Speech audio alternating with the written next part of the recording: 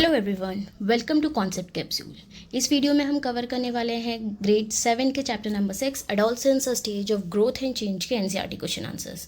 Without wasting any time, let's get started. So let us enhance our learning. The question number first is Ramesh, an 11-year-old boy, developed a few pimples on his face. His mother told him that this is because of the ongoing biological changes in his body.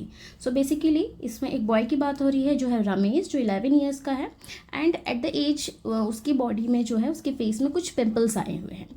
All common, हम लोगों के face में भी एक as के बाद ऐसे pimples आने स्टार्ट होते हैं। तो उसकी मम्मा ने उसे क्या बताया कि ये जो भी हमारी बॉडी में बायोलॉजिकल चेंजेस हो रहे हैं उसकी वजह से हो रहा है। ठीक है, सो दो क्वेश्चन इसमें पूछे गए हैं। The first question is what could be the possible reason for the development of these pimple on his face, कि क्या रीज़न हो सकता है ये पिंपल्स आने का, और दूसरा इससे रिलीफ कैसे पाया जाएगा। ठीक है, let us see the answer. The pimples are likely caused by the hormonal changes during puberty. So basically किस रीज़न से कहा गया है? हार्मोनल चेंजेस जो प्यूबर्टी की एज में, जैसे हम लोग प्यूबर्टी पे पहुंचते हैं, एक प्यूबर्टी की एज पे पहुंचते हैं, तो हमारे जो बॉडी में हार्मोनल चेंजेस होते हैं उसकी वजह से ये पिंपल्स आते हैं। Increased hormonal levels can stimulate the oil glands in the skin to produce more oil.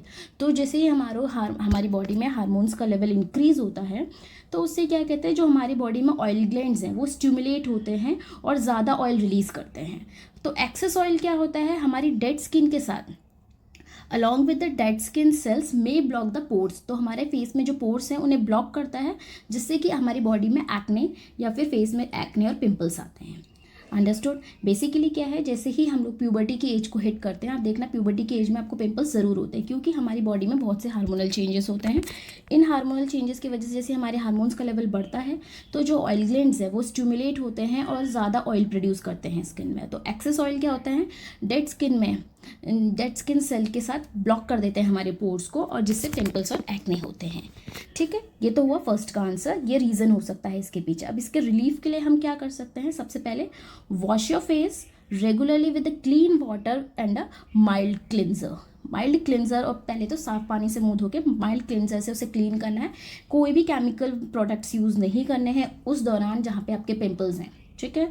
Secondly, drink plenty of the water and maintain a healthy and the balance diet. Second है कि आपको plenty of the water पीना है, अपनी body को hydrate रखना है। कहते हैं ना, जितना ज़्यादा हम पानी पीते हैं उतना हमारी बॉडी, अपना फेस पे ग्लो आता है।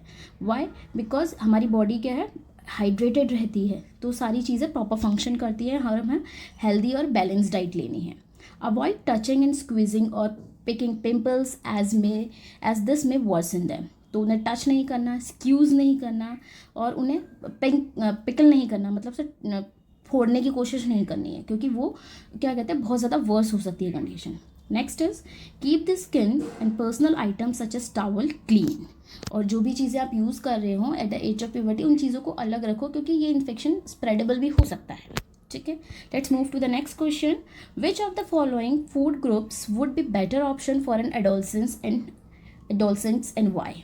तो कौन से फूड ऑप्शंस आप लोगों के लिए बेटर होते हैं? नंबर 1 आपको दिख रहा होगा इस वाले में, pizza is there, donuts is there, burger is there, french fries is there, chips are there. So basically these are the food number 1. And the food number 2 is the healthy balanced diet, in which vegetable also I can see, chapati is there, dal is also there, salad is there, means all the balanced product I can see in it. So तो food group second, तो obviously हम एक जब ऐसी puberty की as hit कर रहे हैं, एक एडोलसेंट की तरफ जा रहे हैं, not only the puberty but जब हम एडोलसेंट की एज की तरफ जा रहे हैं, तो हमें एक हेल्दी डाइट चाहिए। क्यों? क्योंकि हमारी बॉडी ग्रो कर रही है, not only the physically, mentally, उससे हर तरीके से उसकी ग्रोथ हो रही है। तो हमारे लिए उस समय सेकंड वाला ऑप्शन ज़्यादा बेटर है। तो food group second is the better choice for the adolescence, because it includes variety of the foods such as vegetable, grains and the dairy products. इसमें वैरायटी ऑफ द फूड्स आपको दिख रहे होंगे, जिसमें vegetables भी हैं, ग्रेन्स हैं, dairy products भी हैं। और यही फूड्स क्या प्रोवाइड करती है? एसेंशियल न्यूट्रिएंट्स प्रोवाइड करती है, जैसे कि protein, carbohydrate, vitamins, minerals and the other nutrient need for the proper growth के लिए जो भी चीज़ें चाहिए, जैसे जितने भी nutrient, protein, carbohydrate, vitamin, minerals, सारी चीज़ें इसमें हैं। Growth, development and the good health during the adolescence. Clear? I hope it is clear. Question number 3 की तरफ चलते हैं। Unscrambled the underline word in the following sentence. आपको अनस्क्रैम्बल्ड दिखेंगे, उनको आपको बताना है. जैसे first question is the discharge of blood in the adolescent girls when generally occurs every 28 to 30 days is NSTMNOIARETU. क्या होगा? मतलब जब एक एडोलसेंट गर्ल की बॉडी ब्लड डिस्चार्ज करती है हर मंथ, लाइक 28 से 30 डेज़ की साइकिल में, जब वो उनकी बॉडी ब्लड रिलीज़ करती है, उस प्रोसेस, मतलब उस प्रोसेस को नहीं, बेसिकली उसको क्या कहते हैं वो आपको इसमें बताना है. Second is the hoarseness in the voice of the adolescence boy is due to the enlarged ICEOV XOB. मतलब जब आपने देखा होगा एक बॉय जब एडोलसेंट की एज को हिट करता है तो उसकी वॉइस थोड़ा भारी हो जाती है. वो किस रीज़न से होता है, क्यों, क्या एनलार्ज होता है उनकी बॉडी में, वो आपको बताना है. Third is secondary sexual characters are natural science that the body is preparing for the adulthood and mark the onset of.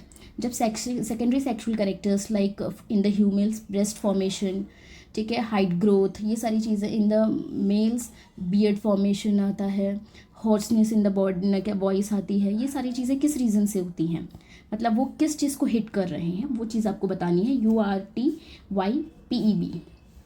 Third is we should say no to LAHOCLO and SRUGD as they are addictive. हमें किस चीज़ को no कहना चाहिए? कोई दो चीज़ें जो addictive होती है, जिससे नशा होता है, जिससे हम उसके एडिक्ट हो सकते हैं. तो सबसे first one is menstruation. Body blood कब रिलीज़ करती है? Every 28 to 30 days. गर्ल्स जब प्यूबर्टी हिट करती हैं तो उन्हें मेंस्ट्रुअल साइकिल होती है. Menstrual cycle basically they release the unfertilised egg from the body. जब एग हमारी जो बॉडी में प्रोड्यूस हो रहे हैं वो फर्टिलाइज नहीं होती है, तो वो डिस्चार्ज हमारी बॉडी से एज अ ब्लीडिंग के फॉर्म में रिलीज आउट होते हैं. And this is the mark of healthy women. ठीक है, तो first is the menstruation.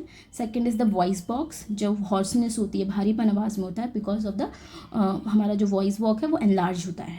Third one is sexual characters हमारे कब डेवलप होने स्टार्ट होते हैं? When they hit the puberty, जब उनका प्यूबर्टी स्टार्ट होता है. एंड लास्ट वन, हमें किस चीज़ का एडिक्ट नहीं होना चाहिए? Alcohol and the drugs. I hope it is clear. Now question number 4. Salu told her friend adolescence brings only physical change like growing taller or the developing body hair. Is it correct? What would you change in the description of the adolescence?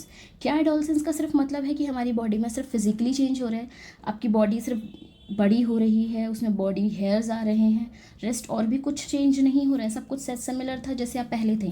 No, is not entirely correct. Adolescence involve much more than physical changes such as increase in height, growth और the body hair. Adolescence बहुत मतलब इससे भी ज़्यादा है, ऐसा नहीं सिर्फ physical changes होते हैं.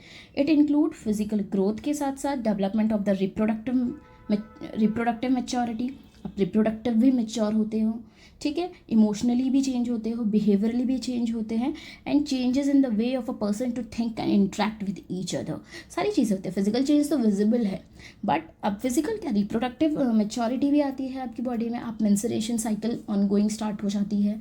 बाकी आपकी बॉडी में डेवलपमेंट आपको वैसे भी दिखेगा, like breast formation, beard formation, body growth, ये सारी चीज़ें तो दिखेंगी, ये फिजिकल है. बट साथ साथ में reproductive tract, you will be able to produce your young ones. ठीक है, at the age puberty hit जब होती है तो आप यंग वंस प्रोड्यूस करने के एबल होते हो, but it's not a proper word to say है. बट इमोशनली आप चेंज होते हो, बिहेवियरली आप में चेंज आना स्टार्ट होता है. आप किस चीज़ को पहले कैसे सोचते थे, ये सारी चीज़ें सब कुछ में चेंजेस आती हैं. ठीक है, next is during the discussion in the class some student raise the following points.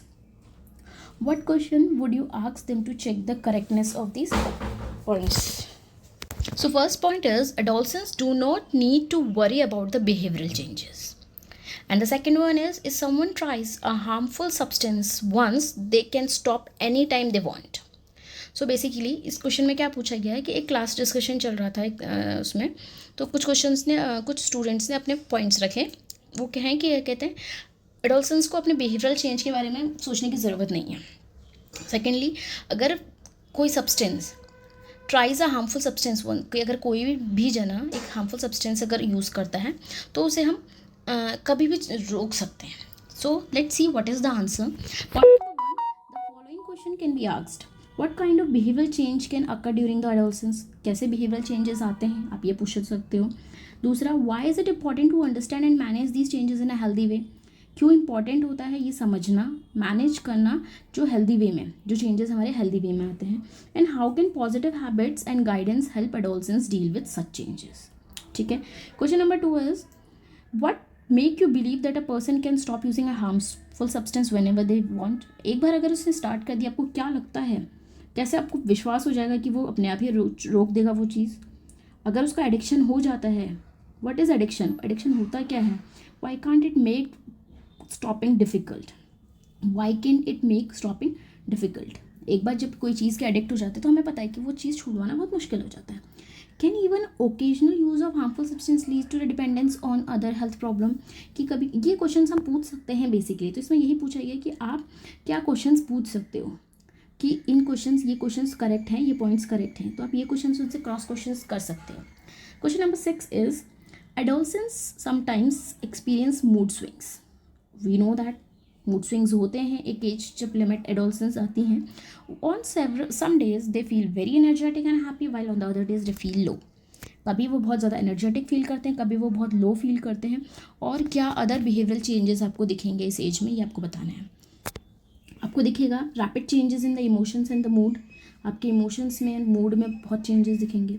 Desires for independence, एक खुद करने के लिए, अलग से रहने के लिए, खुद इंडिपेंडेंस की डिज़ायर आएगी।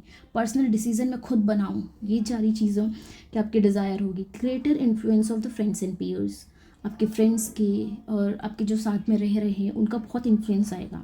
Sense of identity and self awareness आ जाती है आपके अंदर। Social interaction, technology, social media, इन सब की तरफ आप ज़्यादा अट्रैक्ट होते हो, इंटरेस्ट बढ़ता है आपका। सो बेसिकली ये सारी चीज़ें भी आप देख पाएंगे। Next is while using the toilet, Mohini noticed that used sanitary pads was scattered near the bin. She got upset and shared her feeling with her friends. They discussed the importance of menstrual hygiene and the healthy sanitary habits. What menstrual hygiene and the sanitary habits would you suggest? So basically she was using the toilet and she noticed the sanitary pads that was scattered, फैले हुए थे वहाँ पे bin के बगल में। scattered means तो वो अपसेट हुई, उसने अपनी फ्रेंड को बताया ये सारी चीज़ें, और फिर उन्होंने डिस्कस किया कि क्यों ज़रूरी होता है मेंस्ट्रुअल हाइजीन रखना और हेल्दी सैनिटरी हैबिट्स। ये होते क्या है, लेट्स सी यू कि use suitable menstrual products such as sanitary pad और क्लीन रीयूजेबल मेंस्ट्रुअल प्रोडक्ट्स। तो हमेशा हमें जो सूटेबल मेंस्ट्रुअल प्रोडक्ट्स हैं जैसे कि पैड्स हो गए और क्लीन पैड यूज़ करने हैं, या फिर रीयूजेबल्स जैसे कि टैम्पॉन्स और ये सारी चीज़ें आती हैं, वो रीयूजेबल मेंस्ट्रुअल प्रोडक्ट्स यूज़ करने चाहिए। और सैनिटरी पैड्स को रेगुलरली चेंज करना चाहिए, basically generally after 4 to 6 hours, और एज नीडेड अगर आपका हैवी फ्लो है तो आप जल्दी भी चेंज कर सकते हो depending on the flow. Keep the genital area clean, यानी अपने प्राइवेट पार्ट्स को क्लीन रखना है, वॉश करना है with a clean water, know anything fancy, but clean water से उसे क्लीन करना है because it is very sensitive place. ठीक है। Next is wrap used disposable sanitary pads properly before placing them in a designated waste bin. आपको जो usable आपने use किया है सैनिटरी पैड्स को, उसे रैप करके वेस्ट बिन में डालना है, यानी कि डस्टबिन में डालना है।